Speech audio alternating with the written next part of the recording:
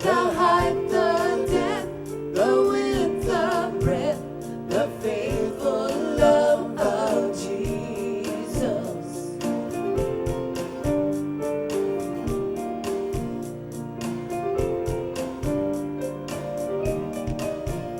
Beneath our broken hearts and wounds, where no one else can reach us, He finds a way to heal us through the faithful love of Jesus.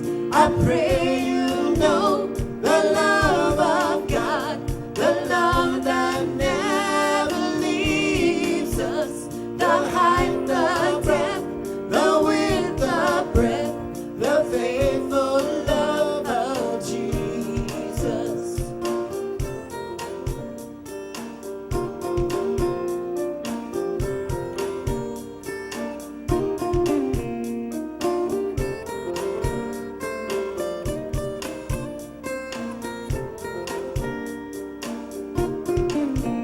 The light that moves, the hand that heals, a voice that speaks, a hope that's real. The light that moves, a light that moves, a hand that heals, a hand that heals, a voice that speaks, a voice that speaks, a hope that's free, a hope that's free. I pray you know the love of God, the love that never leaves us, the height, the depth, the width, the breadth, the faithful love of Jesus, the faithful love of Jesus, the faithful love of Jesus.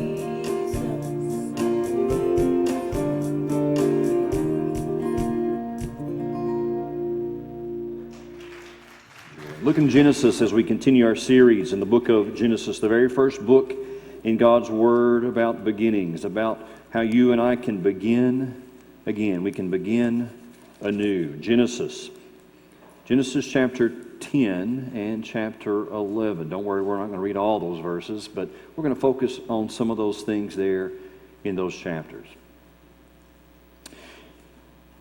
Children, maybe you agree with me. Maybe you don't. If you don't, you're wrong. But children need correction, don't they? Children need correction when they do something wrong. When you discipline, you hope they'll learn their lesson, right? That's why you discipline, to learn their lesson, stop doing whatever it was they were doing wrong. But what happens many times? They go back to doing the same thing. Kids. You know, adults are the same way. You and I are the same way. We know something is wrong in our life, but we cannot seem to change our ways. And it really didn't take long for sin and rebellion to return to humans after the flood. Last week we looked at Noah and the flood. And as a matter of fact, it only took 3 generations for evil to once again permeate the people on the planet. 3 generations. So the question arises, did God not know what He was doing when He brought judgment? Why did He bring this flood? And then people went right back to what they were doing. I mean, He wiped out mankind almost, except for one family, and then they go back to doing the same thing. Was God's judgment a failure? Was the flood a waste of time? Well, it all goes back to the same thing that God gave Adam and that He gave every human since. It's called free will. We've talked about that last few weeks. It's free will. You and I are not robots. You don't want to be a robot from God. You're not robots. God gives you a choice, and He gives me a choice every single day in all the decisions that we make. And so we choose daily whether we'll obey God or disobey God. But we need to know this. Our choices have consequences. Our choices have consequences that will far outlive our choices. Well, the story of the Tower of Babel is just a snapshot of what you and I face daily. So I want us to examine this one city event that caused worldwide corruption once again. First of all, I want you to see this. There's a rebel leader. It always seems to be the case. There's the rebel leader. His name is Nimrod. Funny name, mean guy. Nimrod.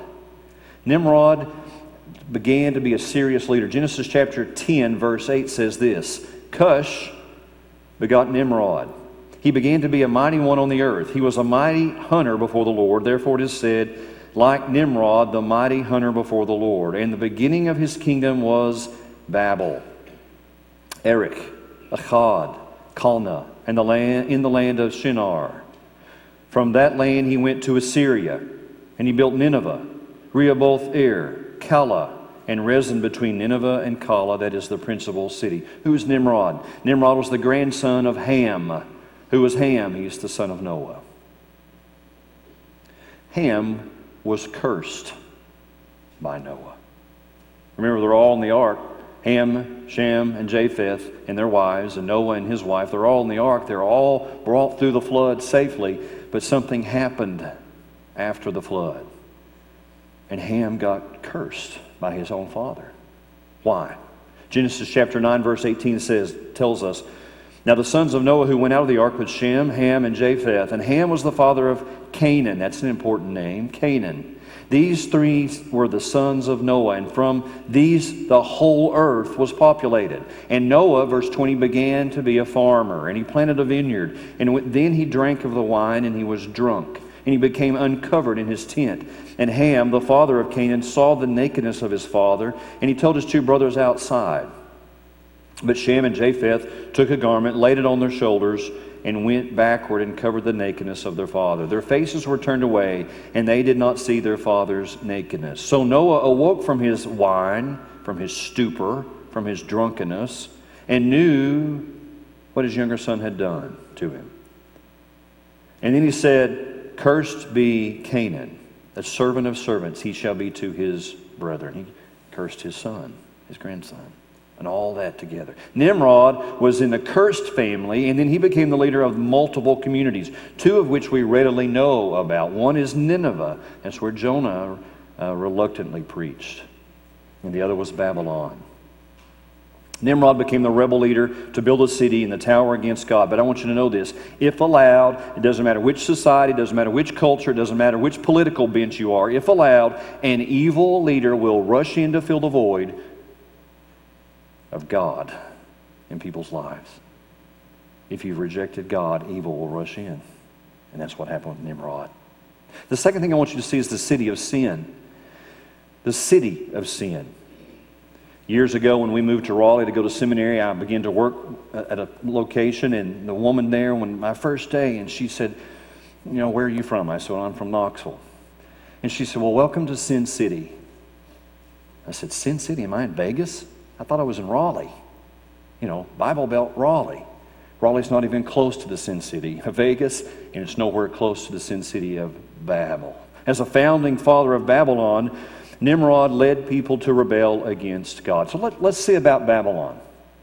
I don't know what you know or how much you know about Babylon, but let's begin to look at that because we need to see how important it is, even into the end of time.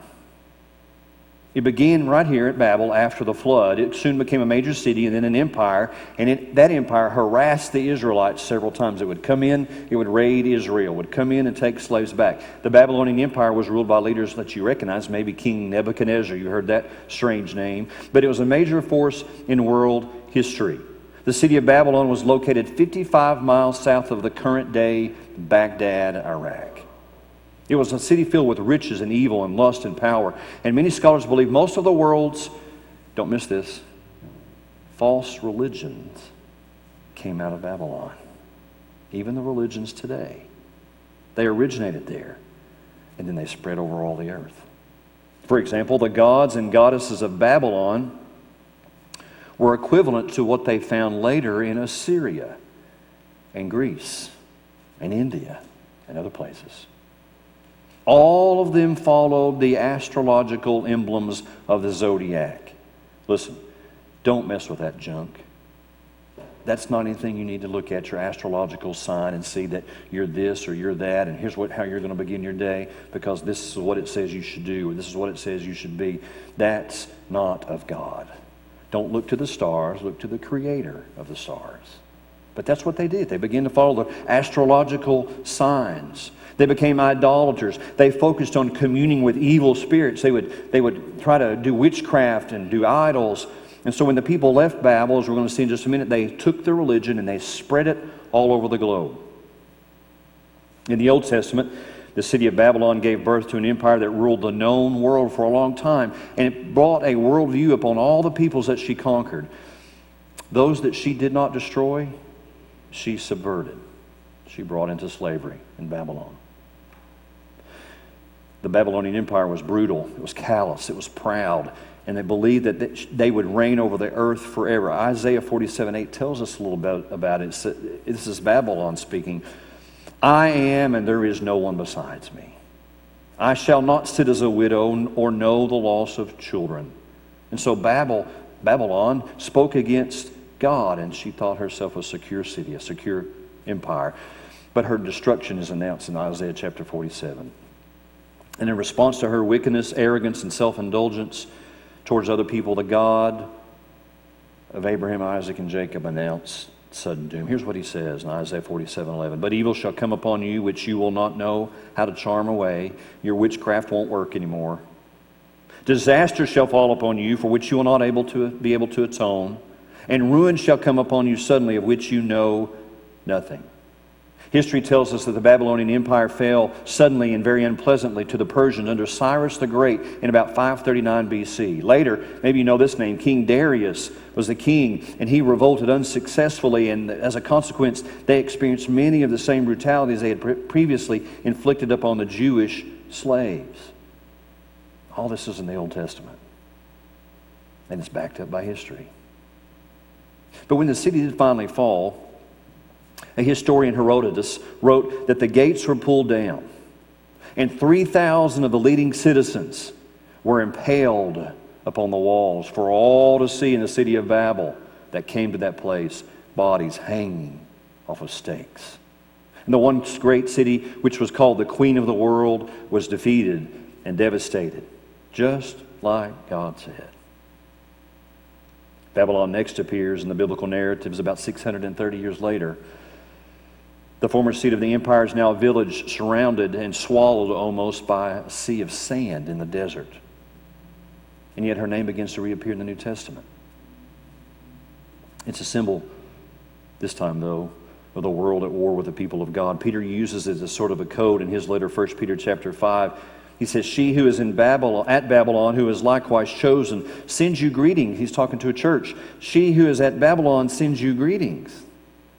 And so does Mark, my son. Greet one another with a kiss of love and peace to all of you who are in Christ. He says, she who is at Babylon. Peter's nowhere near Babylon when he wrote that letter. You know where he was? Rome. Rome. He uses the word Babylon as a symbolic way to referring to the new world culture at war with the covenant community of Christ. Peter is saying this, Rome is the new Babylon.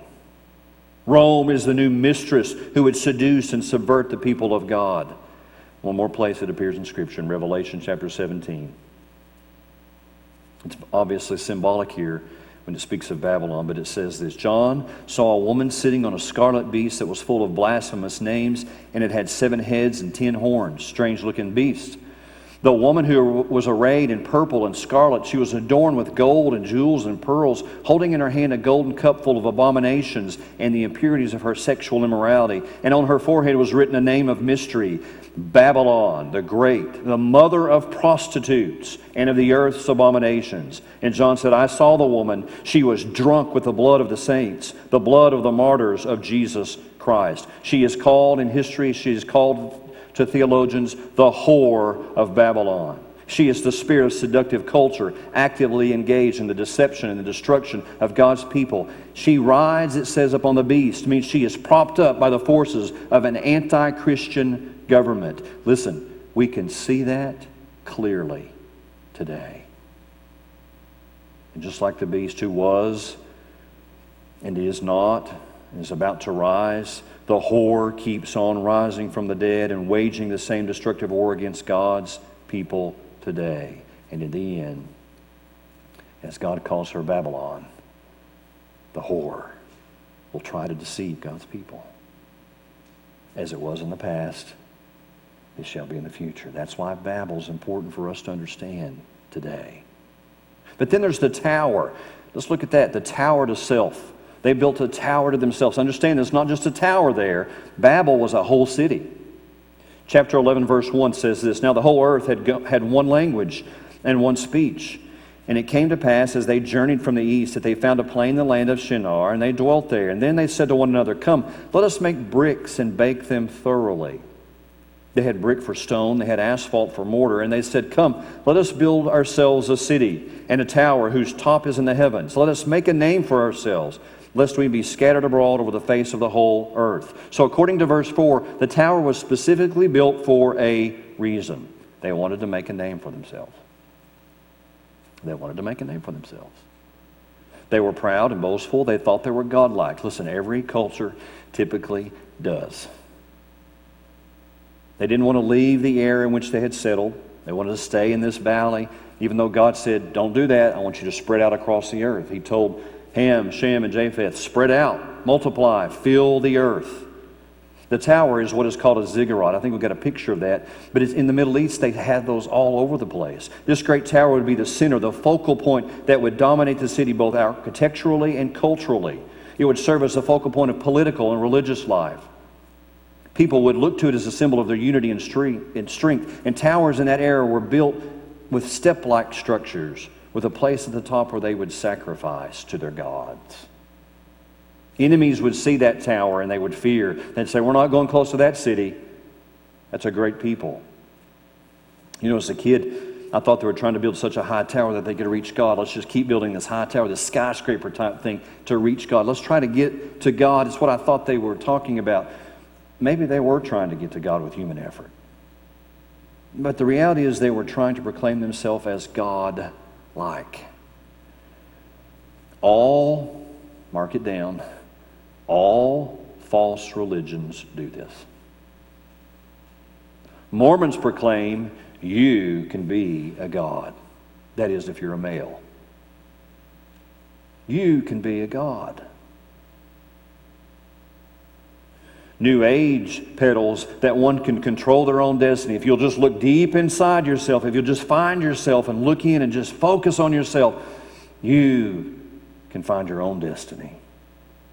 Buddhism preaches reincarnation, that people can do better the next time around, or the next time around, or the next time around. You hope you get better and better and better as you come back.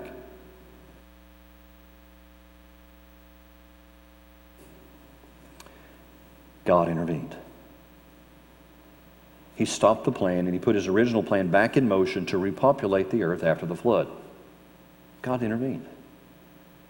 But let me ask you, have you built a tower to yourself? A tower that people can look and say, Wow, look what she did. Look how strong he is. Look how educated they are. Look how wealthy they are. Have you built a tower to yourself? Know this, the tower of pride dedicated to you will fall. It will fall. Then I want you to see the confused people. The confused people, verse 5. But the Lord came down to intervene, to see the city and the tower which the sons of men had built. And the Lord said, Indeed, the people are one, and they all have one language. And this is what they begin to do. Now, nothing that they propose to do will be withheld from them. Come, let us go down, and there confuse their language, that they may not understand one another's speech. Anybody here take a foreign language in school, high school? Anybody take a foreign language? And you speak it fluently today? What happened? You quit practicing it.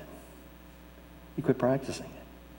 Because of what happened thousands of years ago, it affected my schooling, and I'm still upset about it. You see, I had to take a language in high school, and then in college, and by golly, I had to take it in seminary too. All these foreign languages. So I studied Spanish and Portuguese and German and Greek and Hebrew, and they got harder and harder as I progressed through that. This was God's answer to punish the people. We're going to confuse them. They're not going to be able to understand one another. Different languages brought that confusion. They tried to function in government, and they couldn't work. You think government's confused today? They were really confused, and they couldn't even understand what each other were saying. As they were trying to let's keep building this tower, and they didn't even understand to hand me another brick from the other guy. As they tried to live, buy and sell, they couldn't do it anymore. We don't know how many languages began that day, but I want you to think about that a second because we don't focus on this too much. In a split second, God created multiple languages. Just in a split second. You say, can He do that? Yeah. He created people the same way. He created all these languages in just a split second. So the people had to learn to understand one another. My favorite thing, they had to learn to conjugate the verbs. And they had to try to buy and sell, and they just couldn't do it. Most likely the people in one family probably had the same language. So if you were in a family unit, mom and dad, brother and sister, whatever, you probably could speak the same language, but your cousins, you couldn't understand them. Sometimes you can't understand your cousins anyway, but you couldn't understand them. And so they had to separate from them, and they started their own town, their own little village. They began to move away from Babel. You know how many languages there are in the world today? According to Ethnologue, there are 7,117 languages active in the world today. That number is constantly in flux because roughly 40% of languages are now what they call endangered. You thought just species were endangered. Some languages are endangered. Why? Because oftentimes 40% of the languages, less than 1,000 speakers can speak it. Less than 1,000 people can understand it or speak it. And so those languages are dying quickly. Meanwhile, just 23 languages account for more than half of the world's population today. Listen, most of the world, when they do business, it's moving back to one language, to English. Is it coming back around? Those 7,117 languages are not including the various slangs. Think of the slangs of English. People in East Tennessee don't talk like the people in Portland, Oregon. We don't act like them either, by the way. But we don't talk like them. Why? We have a slang. It depends on where we came from. It depends on our ancestors and what they brought the language to. There's I guess it's an app, and you could buy it. Used to buy it. They used to peddle it on TV. It's called Babbel. Helps you learn a different language. I think that's a very interesting name. This town was called Babel. We use the term Babel to describe gibberish, murmuring, muttering. You can't understand what they're saying. What are you babbling to me? Speak to me clearly. You're babbling to me. And we use that. And so they were confused. And that led to number 5, the dispersion by God. God began to move them out. The dispersion by God. In verse 8. So the Lord scattered them abroad from there over the face of all the earth. And they ceased building the city. Therefore its name is called Babel, because there the Lord confused the language of all the earth. And from there the Lord scattered them abroad over the face of all the earth. If you studied Genesis at all, you will note that the table of nations is listed in chapter 10, which describes everyone what's going on. It says this in verse 5. From these, the coastland peoples of the Gentiles were separated into their lands, everyone according to his language, according to their families, and to their nations. Now, logically, the gathered world in chapter 11 ought to precede the scattered world in chapter 10. Chapter 10 says they were gathered, or scattered. Chapter 11 says they're all together. What happened?